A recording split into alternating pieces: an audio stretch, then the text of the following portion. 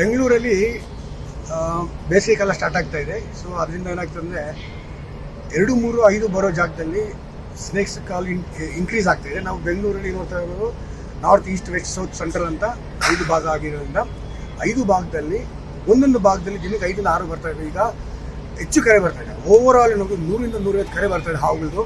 ಹಾವು ಇಲ್ಲಿ ನೋಡಿ, ಹಾವು ಅಲ್ಲಿ ನೋಡಿದೀನಿ, ಸೊ ಹಾವು ಇಲ್ಲಿದೆ ಸರ್, ನೈಟೆಲ್ಲ ಫೋನ್ ಬರ್ತಾ ಇದೆ.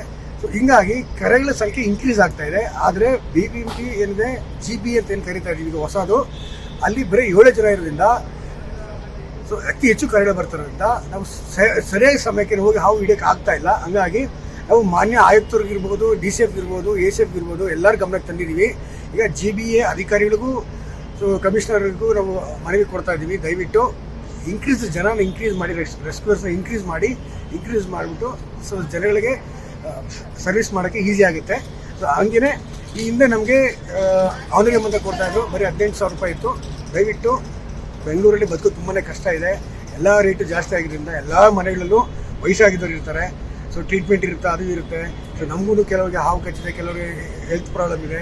18,000 ರೂಪಾಯಿ ಸಾಲಲ್ಲ. ದಯವಿಟ್ಟು ಅಧಿಕಾರಿಗಳು ಹೇಳೋದಂದರೆ ದಯವಿಟ್ಟು 30,000 ರೂಪಾಯಿ, 30,000 ಇಂದ 35,000 ರೂಪಾಯಿ ಪೇಮೆಂಟ್ ಕೊಡಬೇಕು, ಆನ್ಲೈನ್ ಕೊಡಬೇಕು ಅಂತ ನಾವು ಈ ಮೂಲಕ ಕೇಳ್ಕೊತಾ ಇದ್ದೀವಿ.